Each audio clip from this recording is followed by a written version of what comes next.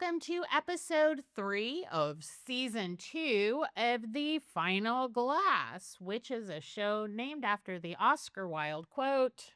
After the first glass, you see things as you want them to be. After the second glass, you see things as they are not. And after the third glass, you see things as they truly are, which is? That's the most horrible thing of all. It is. It is. And this is a perfect way to talk about history, I think, which is probably why so many cultures have a reputation for being alcoholics. Yes. And Oscar Wilde said it about absinthe, but it could apply about anything. Well, it certainly applies to gin. Definitely. And no matter, however much gin I have, and it is summer, so normally I would be drinking gin, but when we get into it today, I'm not. This is a fun one for us. Last season, we talked about historic events in the context of what was going on today. This season, there's too many things happening, so we are talking about historic movies and kind of showing how they're still relevant today. Before we get into that, why are you wearing your sunglasses at night? It's daytime, but I wear my sunglasses at night because we're in a studio and there are... Studio-ish. They're very high-powered lights, and I had laser eye surgery, and so I get little starbursts on my eyes when I see high-intensity lights. And I think also you have a propensity for what they call in the Balkans kukati. I am somewhat of a drama queen. So, moving forward, this week we are discussing one of my favorite movies of all time, absolute favorites, and I think it is for probably a big number of people in Gen X. It is. Amadeus. Amadeus, indeed. Amazing, gorgeous, engaging movie. Everything about it was perfection, except the history. Well, yes. Some liberties were taken. So it's not that it was a lie, it just wasn't true.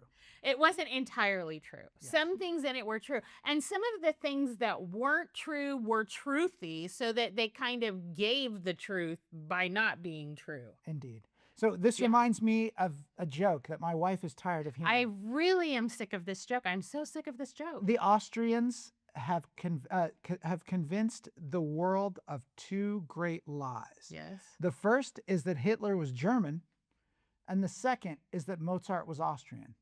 Yes. And you say, but he was Austrian. No, he was actually, Salzburg was under a prince-bishopric at the time. So Salzburg was not Austrian at the time that he was from there. And also Leopold, his father, German. Correct. So when you analyze the joke, because Salzburg is in Austria today and has been for a long time. And it's one of my favorite cities. Yeah. It's a great city to visit. But the proper response is, but he was Austrian. No, he is, but wasn't. I think maybe is the way to describe it. And then I say, see, the Austrians have gotten to you. But it's not as funny as you think. It's hilarious. That's the problem. It's not.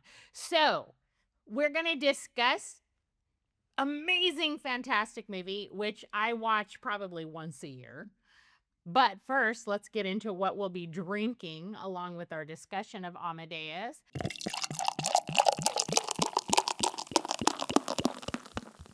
Although it is gin season, gin makes me a little rough around the edges, and I want to be nicer. So I am having a liqueur, which actually we got this in Germany. So this is kind of goes along with your joke that's not quite funny, I think. I think we got this in Heidelberg. My hilarious joke. Yeah. So this is Pflaumen liqueur, which is actually plum. It's delicious. And I am mixing it with one of my favorite soda mixers, which is the Yugoslav Kokta, which was kind of like their answer to Coke. And it's really herbal.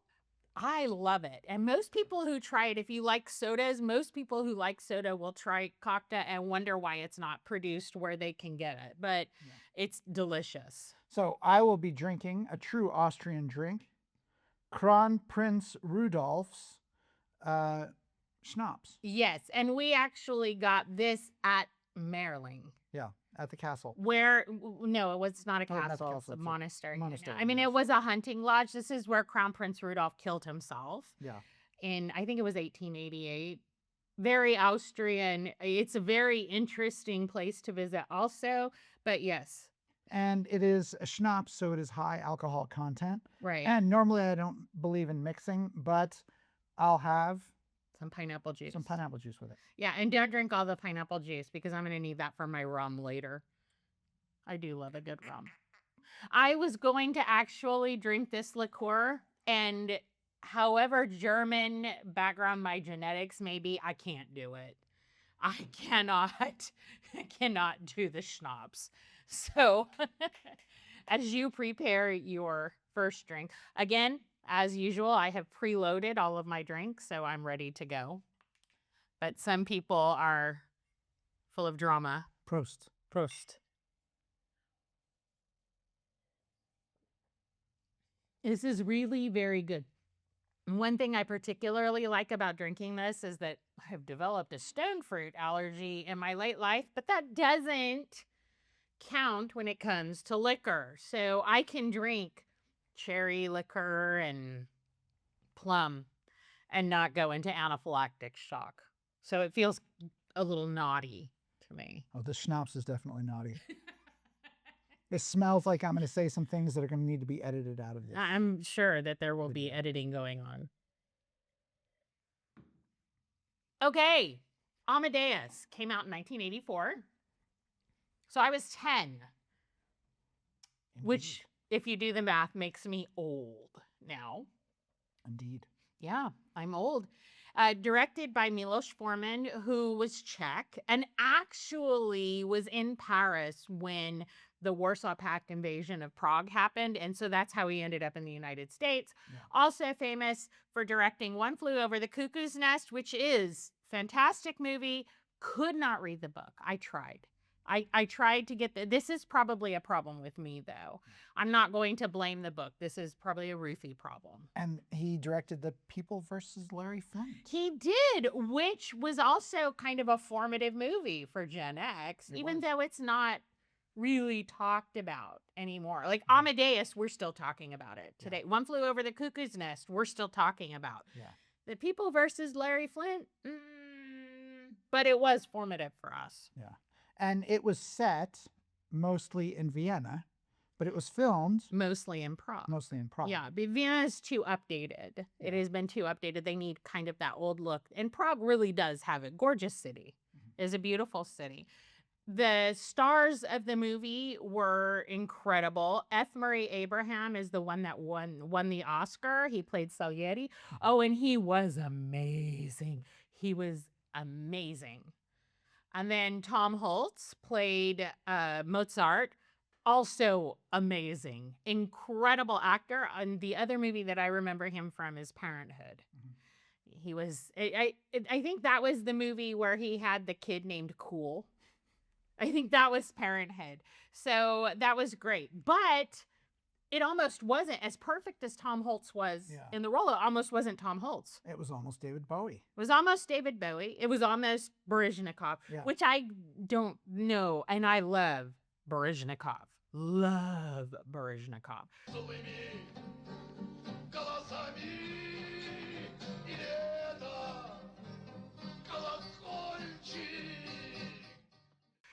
I can't see him as Mozart. And it would have been quite a different movie. Would have been a very different movie. And then there was one other person that it was almost Mark Hamill. Oh, that's true.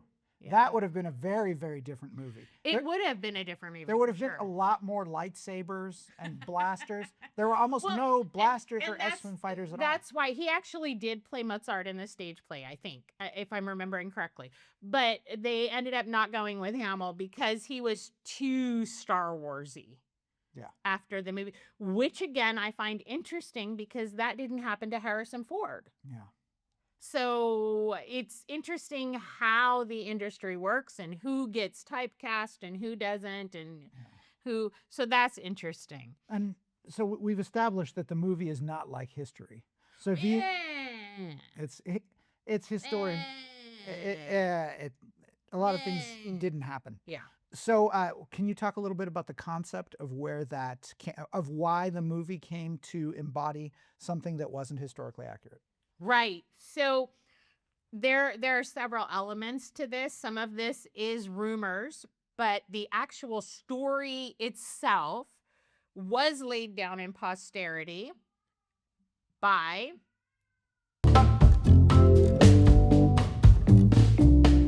the story itself was first set down 1832 by Alexander Pushkin. It's true. You can blame another Yeah. Russian. Those Imperialist. those Russians, as Boney M said. Yes. Yes, Pushkin. And Pushkin, it was actually like a mini poetic kind of play. He had it in a compendium of 4 plays. And then it really went viral, shall we say, at the end of the 1800s when Rimsky-Korsakov, again, another Russian, made an opera about it. Yeah. And then it was picked up again, made a play in the late, I think in 1970s, and then it became the movie. Yeah, but the important thing was the central premise was not accurate. Well, the central premise wasn't accurate, but as always, it's not that easy. Yeah, it's not, and we will get into that. There were some things about it. So, for instance, Mozart. There was a rumor that Mozart had been poisoned, which Mozart himself said on his deathbed because he was dying and he couldn't figure why he would be dying. He must have been poisoned. Maggie loves the camera, yes, by the way. He did say that he had been poisoned. His wife heard him, and they actually had a very loving relationship. So she kind of took it to heart. Then later on, Salieri, it is alleged, but not proven, when Salieri was old, he had dementia, and he had some regrets late in life because he was not remembered the same way that a lot of other composers of his time were. And so during one of his dementia episodes, it is alleged, but no one has proof, that he said he was responsible for Mozart's death. It was alleged that he said this, but there is no proof of it. But then Beethoven's secretary picked it up, and he really started compounding the rumor. Yeah.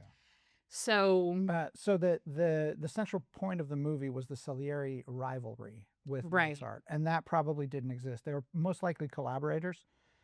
And as a matter of fact, after Mozart's death, Salieri taught Mozart's son. Well, yes. And it's not that they were most likely collaborators. They did collaborate on several things. Yeah. They did collaborate on several things. But the thing to remember about Mozart, and the movie, I think, actually portrays this pretty well. He was an asshole. Yeah. He really was. He did not play well with others. Yeah. And he, as a result, had trouble establishing himself in Vienna. Yeah. And blamed, not without reason, what was called the Italian cabal at court, which was led by Salieri. Yeah. However, Salieri was supposedly pretty charismatic, and he definitely was not a celibate as he was portrayed in the movie. No, he wasn't. No. In fact, he married at a reasonable age, which back then was 25. Not 12, as it is not 12. Sometimes portrayed. Yes, but he ended up having a bunch of kids. And some survived. Most 3 survived. Yeah, he had 8 children.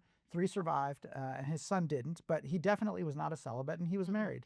But this is one of those misreadings of history. He did dedicate his work to God. Yes. And so this is kind of one of those things where people hear one fact and they go running. Yeah. With others, which sounds like it could come from that fact, but actually don't. So no, he was not celibate. Yeah.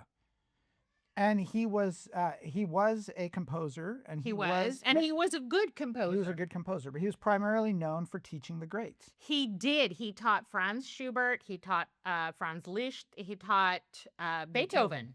And as you said, he taught one of Mozart's sons, although Mozart's sons did not inherit Mozart's genius. Yeah. But so Salieri, and he did compose some operas, but I think the main point was that the two ran in similar circles. Well, they ran in the same In the circle. same circle. They ran in the same circle. And they were contemporaries, and they Yeah. were rivals in the way that anybody, I guess it would be, maybe this would be like the Altman Elon Musk imbroglio. But with less lawsuits. I don't know that there are less lawsuits. The thing to remember is that this was an inherently political thing at the time. Emperor Joseph II, he was a great patron of the arts, and the movie shows him as like musically illiterate and whatever. Not quite. He was a great patron of the arts, and it's under him that Vienna really became this glittering cultural city.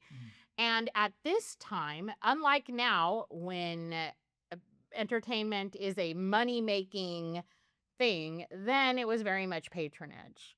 And he was a patron of many of them, and he actually really did enjoy Salieri. Yes, and he invented, well, he didn't invent, but he sponsored a new type of art, and which was the Singspiel. In the past, before that, there had been plays and there had been operas. And this was a combination of the two, where there were a lot of spoken words, and there was singing, and there were operatic elements and elements of a play. And he also, in 1777, said, that's it, state operas and whatever, they're going to be in German. We need more patriotism. I think he saw it as patriotism. Right now, nowadays, we distinguish between patriotism and nationalism because sometimes it goes too far. And at that time, I think it was referred to maybe as more nationalist, but really was more patriot. Yeah. And so one of the other main premises of the movie is a lot of this rivalry started when Mozart proposed to do an opera in German. But it actually wasn't an opera, and it wasn't his proposal. It was actually the emperor's proposal. And again, the emperor said, if the state's sponsoring it, it's going to be in German from now on. Yeah, so that central rivalry this was an argument within the court musicians, though. There were these large number of Italian composers and musicians at court. They did not agree with the Edict of German. Yeah. But the abduction of Seraglio was Mozart's work, but it was a Singspiel, not an opera, and so the elements around it would not have happened in the real world. But again, it did portray kind of an argument and discussion that was going on at the time. Yeah. Maria Theresa, Emperor Joseph II's mother, had preferred that operas be performed in Italian. That was considered the language they were supposed to be performed in. Yeah. But since this wasn't an opera, Well, and eventually the operas, were in German as well for him. But moving on, so there's this quote that Salieri gives when he's the old man talking after a suicide attempt, and that is historically accurate. He did attempt suicide, where he says he's the patron saint of mediocrity. I speak for all mediocrities in the world. I am their champion. I am their patron saint. He was not mediocre in any way, shape, or form. Yeah. However, I think that it is probably human nature when confronted with someone of the just immense talent that Mozart had, this talent that, yes, he had to be trained into it, but you cannot be trained into that. You're born with this ability. I think that it is human nature, and maybe why the movie resonates so strongly, to resent people who have that, and not only who have that, but don't seem to deserve it. And Mozart was a problematic person.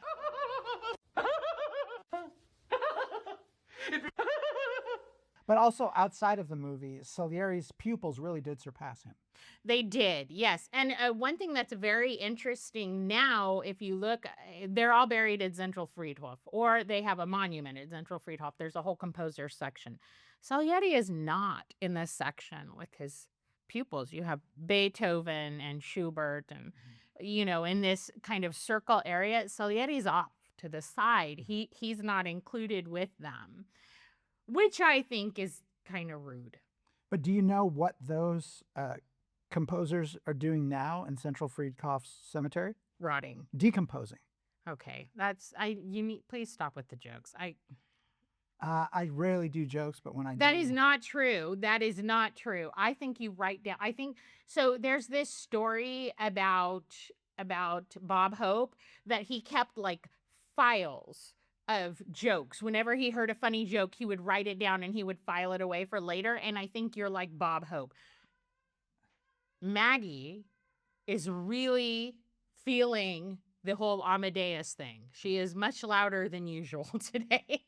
she likes my jokes as well. She doesn't like your jokes. I think she's complaining about your jokes. Anyway, so another thing, he was also Mozart. So he was an asshole and he was hyperactive. Yeah. He drove people insane. And he did say vile things. He said awful things. He wrote songs about licking people's butts.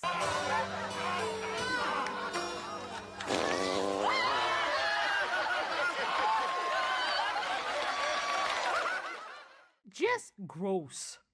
Just gross. And he would send letters like this to his sister. Yeah. This was sibling discussion in the Mozart family. Just not.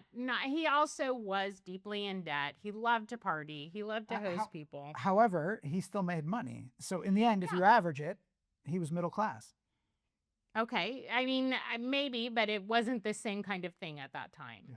And we'll get into that. That comes into play with his burial. But we're going to do that later. One thing to mention is this movie makes it seem like he came to Vienna from Salzburg and stayed there. And this is also not true. He actually did travel fairly widely putting on his musicals. Yeah. Yeah. And another main piece, the supposed failure of Don Giovanni, the opera, was not accurate at all. It was a fantastic success, and it's still being performed today. Because it is great. It is great. I think even a lot of people who are not musically adept, they find this thing about Don Giovanni that they respond to. But it does have a lot of notes. The emperor was right. Maybe take out some of the notes. Has too many notes. I don't know that you're the best judge of that. You're bordering on tone deaf. I clap on the 1 and the 3. So, with that, are we ready for? Let's go on and see things as they are not.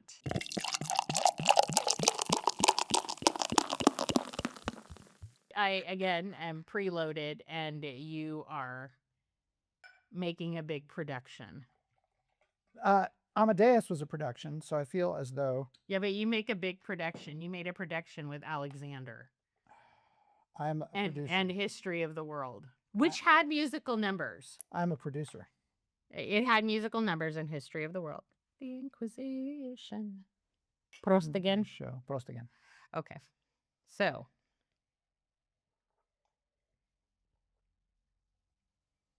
That's pretty good. You chose that. It's awesome. You chose that. So there were two, besides the relationship with Salieri in the movie, there were two other relationships that really stood out. And one was his relationship, Wolfie, his relationship with his father, Leopold. Mm-hmm. And I think whether the events were portrayed as they were, which they rather were not, but that it was truthy.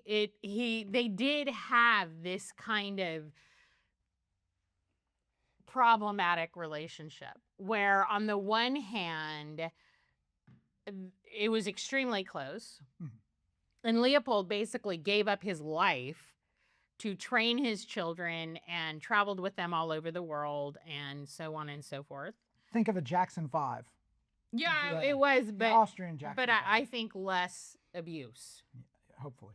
Well, I'm pretty sure. But Leopold was tremendously controlling of, and Mozart's sister, Nannerl, she was also incredibly musically gifted, but she was a girl, so, And his wife was a musician. So Constance, yes, but we'll get to that relationship after. So and the thing about Leopold was that he did compose. He was not a great composer, but he was a great musical instructor. And it is largely due to his talent in instructing people in music that the Mozart children were able to reach such abilities. So, I don't know. He was controlling, but Mozart himself was irresponsible and immature forever. He always was. And so as a parent myself, I can see the conundrum for Leopold. And Requiem was really written for Leopold. I didn't look that up. But in the movie, Requiem was finished by Salieri with Mozart. But in reality, that wasn't true. It was with Sussmayer. Mozart finished it with Sussmayer, not with. And they did find the different handwriting on there, so they do know that somebody else was recording part of it. But it made sense for the story for it to be Salieri. Yeah, it was the plot was that Salieri. And again, I'm going to point out that F. Murray Abraham was just incredible in that role. You know, he was in Scarface also. And good, always good. Whatever he's in, he's good. But wow, was he good in this one. So go and when Leopold died, this did devastate. This absolutely devastated Mozart, who was always trying to get his father's approval. But then also being kind of shitty on this side so that his father wouldn't approve. For instance, moved in and lived with the woman Constance who would become his wife before they were married, which was an absolute no-no at that time. Not allowed. But he did it anyway. And then, of course, they had to get married. Turned out to be a happy marriage.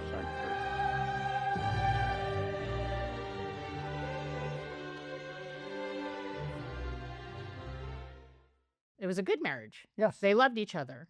They had some kids. So the movie shows like one kid, I think. They actually had 6 in 9 years. So she was popping them out. But only 2 of them survived. 2 boys survived. They had 4 boys and 2 girls. 2 boys survived. One of whom was only about 4 months old when their father died. And his older son was present when he died. So and he probably died of typhus, but he also had smallpox. I think streptococcus is on the list as well. It's a long list. It's a long list. And if you go back and look at things that doctors then wrote and also the things that doctors kind of analyzed since, there was an epidemic of something where men were dying, particularly men, were dying with the same symptoms that Mozart had. So it is likely that there was an epidemic of some sort. And he was involved in that. So Constance herself is kind of shown in the movie as not understanding music particularly well. And this is absolutely false. And not being particularly sophisticated. Not being particularly sophisticated and not understanding music to the point where she doesn't really know what's written on the sheets of music. This is bullshit. Yeah. For lack of a better way to say it. She was actually a trained singer herself and performed. Yeah. She was a soprano. So she did know, and she lived quite a long time. She did remarry, but she basically, I think the modern phrase we would use is monetized. Yes. I think monetized Mozart's work after his death and became quite wealthy. Yeah, whereas he was middle class beforehand, she was rather well off afterwards. After. And interestingly enough, she is buried with Leopold Mozart. Yeah. And Leopold Mozart wasn't her biggest fan while he was alive. So I was unable to find why they were buried that way, but she chose to be buried with Leopold Mozart in Salzburg. Her sons are buried there too. The sons did not have children, so there are no descendants of Mozart. And we should probably talk about the grave situation, which was gravely misrepresented. It in was the movie. it was misrepresented. So first, before then you can get to the graves. There are differing accounts of Mozart being sent off into eternity.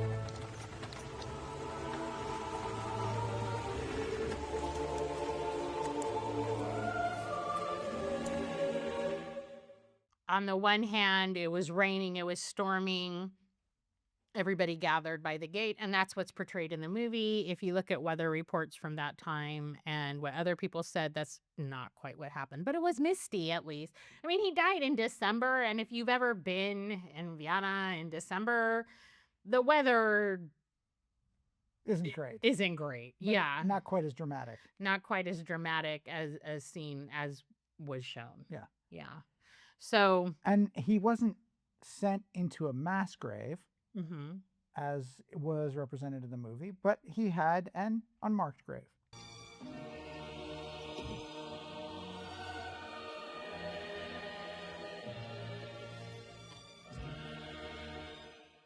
Yes.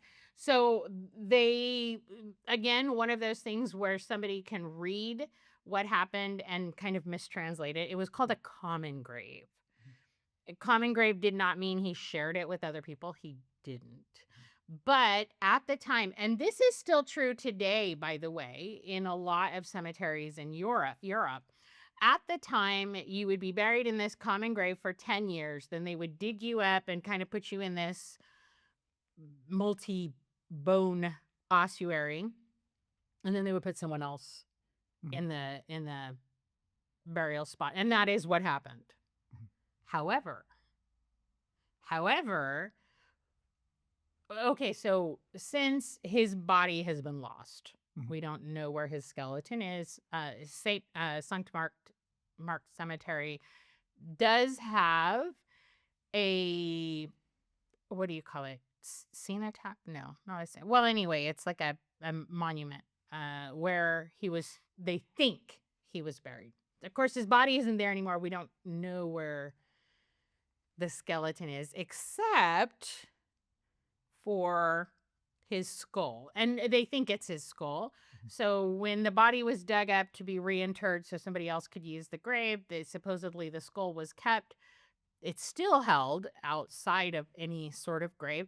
They've done studies on it. They did studies on it in between 89 and 91. And they have done that kind of recreation where you use the base of the skull to build up what something looked like.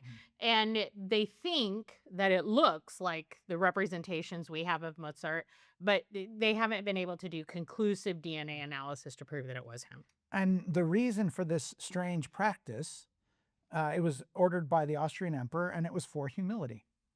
It was so that people wouldn't have giant ostentatious funerals, and so they wouldn't have big graves to start with, so a little bit of time would pass before we had some of the monuments that we have today. And yes, and if you go to Zentralfriedhof, wow, some of those are insane, gorgeous. Yeah. It is a great afternoon to spend walking. But definitely, wow. Definitely not humility. No, there's no humility involved. And I always find it kind of, come on, guys, when like an emperor is like, the rest of you must be humble. Oh, yeah. But you're not going to be humble. Yeah, and the emperor's That's not what your tomb is going to look like. Yeah, the emperor's tombs are rather nice. No one's, yeah, because they're buried under the Capuchin church. Yes, and some of the coffins are the size of this room. Yeah, well, Maria Theresa's. Maria Theresa's is massive. Absolutely massive. Wow. And she was a very important person, and it's, it well, makes of course, sense. yes, she was the empress, but the empress. Still. It makes sense. Still. But it was an interesting declaration that other people have to have humility, but not the royal family. No, not the emperor. So anyway, so shall we do our final glass? The final glass.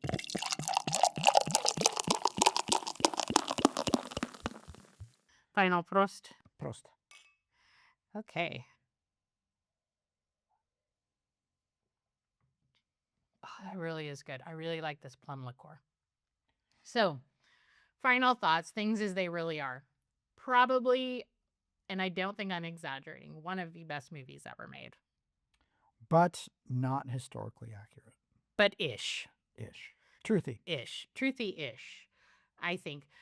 Absolutely gorgeous. There are few movies, I think, that hit... I don't even know how to explain it. Like, everything looks like perfection. You know, the camera angles, the lighting, which I really, really am jealous of anybody who gets lighting that correct. But the camera angles, the acting, the script. And the nudity is tasteful. Tasteful nudity. It doesn't detract from the story. It just, the costumes. Wow, the costumes. And some of it just took so much when you have these operatic scenes with all of these actors, and yet perfection.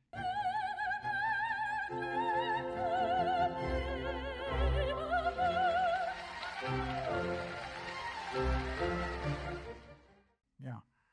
However, you gotta feel bad for Salieri.